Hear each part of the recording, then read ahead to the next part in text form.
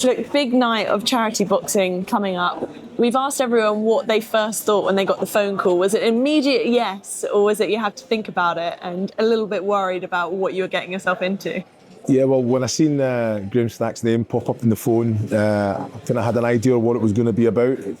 As I said to Graham on the phone, I'm going to have to speak to the boss, go and chat to the missus, and then I came through and I gave it was a yes. Yeah, it's a fantastic cause. I think to give a little back, create awareness. I think it's all positive, So I think 100% yes straight away. Did Adam say up on stage that you'd actually done MMA before? That you have that's Carl Kimi. Oh, Carl.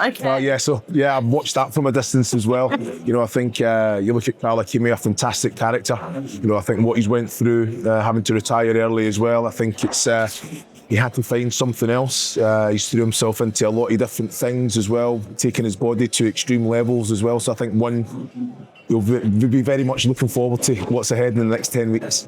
Talking of the next 10 weeks and training, how have you found the introduction into the boxing training, and how does it compare to what you've experienced before with training? Nothing prepares you. I think when I had my first fight, which was 6 years ago, I was in probably the best shape of my life, as in running wise, doing my weights, and after two rounds in the boxing ring, I couldn't believe how I was feeling, fatigued, muscle ache, so again, I know that you have to be dedicated, you have to really kind of put the work in to get out the result. Of course, we all want to win on the night. I think you don't really lose that competitive edge, but I think it's all for a great cause, and it's that kind of helps you, kind of spurs you on a little bit more as well, and it's going to be a fantastic audience. It's just all about raising as much money as possible, but nothing prepares you for going in the ring, no matter what shape you feel that you're in. Talking about that competitive edge, have you found that your nature has changed now that you're back in dedicated training and you've got the sight of fight night coming up? Yeah, well, I've been very fortunate. When I retired from football, I went back to university. I now do the punditry work for, like you say, numerous outlets, but I do coaching as well. So it's all about keeping that competitive edge, wanting to win, trying to instill that into your group of players. So now they're going to be coming to watch me on the night. So now I've got to showcase exactly what that's all about. I'm going to have to kind of bite down on that gum shield. I know, Trons, you look at the shape that he's in fantastic shape. He's had 2 recent fights. He's got the bug at the minute. So it's I think the old Mike Tyson quote, wasn't it? We all have a game plan until you get punched in the face. So hopefully I can just stick to whatever Dave Price and Scott Lawton it'll be as well, being my trainers, what information they give me, and then it's just about me putting it into action when we get into the ring on fight night. You mentioned there about the fact that Lee has had fights before. He obviously wasn't victorious in his last time doing it for this event. But do you think that gives him an upper hand going into fight night? I think he kind of learned a lot because he put in the hard work. He really dedicated himself, and he's in there gun-ho, hasn't he? I think in the second fight, he said he boxed a lot more. He's a fantastic character, and he's really kind of looking forward to it as well, which is like a little bit scary when you think about it, but you just have to kind of step up to the plate. But no, I think I had a fight last year, and I had a fight 6 years ago, so it's just trying to remember the core principles, and like you say, you have to just make sure you maintain that, because like you say, I think when you get in there, the occasion, you've got to kind of, and I think when you've played football, you can learn how not to play the occasion. It is just going to be a fight. You have put the training in. It's just about putting those things into action and keeping that kind of discipline and that level head.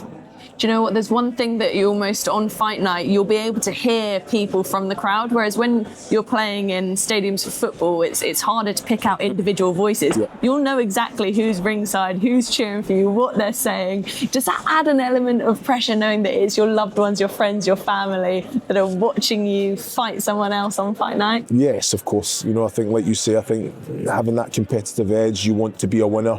You want to be victorious in everything that you put your mind to. I just hope they'll be shouting out the time so I can know exactly how long's to go in each round. 30 seconds to go, 15 seconds to go, 10 seconds to go, because that's going to be needed, I'm sure. You mentioned earlier about the fact you're coaching. The players, your group of players, have they had much to say about you getting in on fight night and your potential upcoming fight with Lee? Yeah, well, they've only heard little whispers, because I coach with Carl Dickinson as well, who's also fighting. So I think there will be there will be an audience, I'm sure, but yeah, I don't really know too much. I don't really give too much away. You know, I think we had a game yesterday in the cup and we were victorious, so little comments here and there, but it's all in jest so far. We just asked a couple of the other guys, do you think they'll be rooting for you to win, or do you think they'll take some enjoyment out of if you potentially lose the fight? Well, I think it'll be quite balanced. You know, I think it'll be, I think it's, I think what we've created, I think it's a competitive environment. You know, I think I don't have any favourites. They know what they're going to get with me. You know, but I think that respect is very much mutual as well. So I'm hoping that the majority will want me to be victorious. You've spoken about fighting before. What sort of style would you say that you have? What can people expect to see from you on Fight Night? Very defensive. Don't like being hit. So yeah. So I think I've got to learn how to use that jab to kind of protect myself. But yeah, you know what? I don't think anything prepares you for it, and I think you will have to have a game plan. I will watch Lee's fight again. I did watch it, the first one. I've not seen the second one, so I'll have a little watch at that, and then I'll have a discussion with my trainer to see how to go about it. Doing some video analysis on it. Yeah, it's got to be done, hasn't it? It's got to be done. Look, from your playing career, I read that at just 18 you were told that your career would only last a certain amount of years because of operations and injuries and so on. What was it like potentially having that career almost taken away from you in that moment when you heard that? Yeah, well, I'd done my lateral meniscus, and back in the day, they cut, I think it was 70% of it away. I think now, when it happens to players at that age, they sew it together so there is cushion between the bones. I've had bone on bones since 19 years old, so it was just one of those things. What that instilled in me was to make sure that I had that strength work in my legs. I retired at 36, so what he said to me was, I think it's down to my dedication to make sure I had longevity in my career. So you have to make sacrifices. You have to make sure you put in that hard work. But yeah, you know, I think when you play, and I think it's something all the panel have said, all the boys have said, and Graham Stack as well.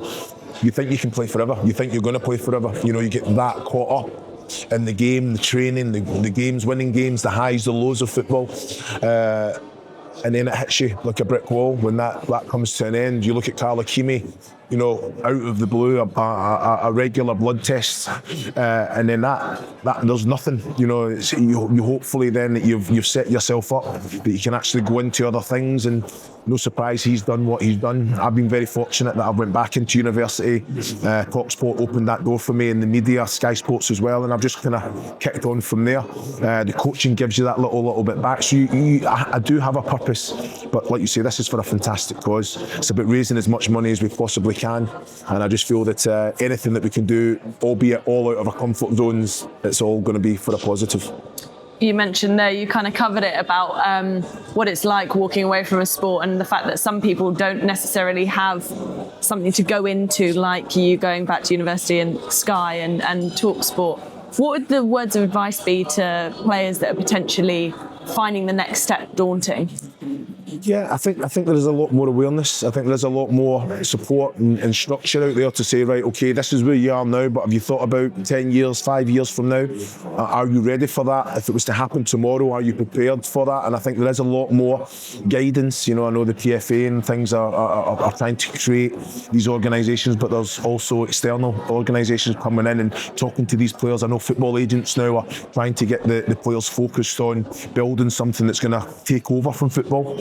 But then I guess it's the mindset, the mental health side as well, is about having routine in life, albeit it could be a business, it could be anything, but what do you do about your own I guess, keeping yourself in shape, waking up every day, eating right, having that goal. And I think this is why this is fantastic. You know, I think it's bringing the players, it's bringing boxers together. Everyone has the same, obviously it's doing the job for charity, but for the players, like in a selfish point of view, it's giving them that end goal, something to train for, that focus, that purpose. And I think that's definitely a positive. Well, talking about training and, you know, on TalkSport and on Sky giving your expert analysis, what would your expert analysis be of you? What do you think people are going to say of you in a boxing ring? What sort of critiques would they say, or what are the best parts of your style? Yeah, I think they'll probably question the mobility of the knees, but I think that's something I think it's very justified. No, like you say, I think it's, you look at the size, I think it's down to power, but it's all about technique as well, and that's something that I've got to try and kind of nail home over the next. I think it's, like you say, I've watched Lee's fight, I know how he's quite front foot, he's quite aggressive, and he's going to try and hunt me down, so it's just about making sure that he doesn't have it all his own way. What's the best piece of advice you've received so far since being in the gym for boxing?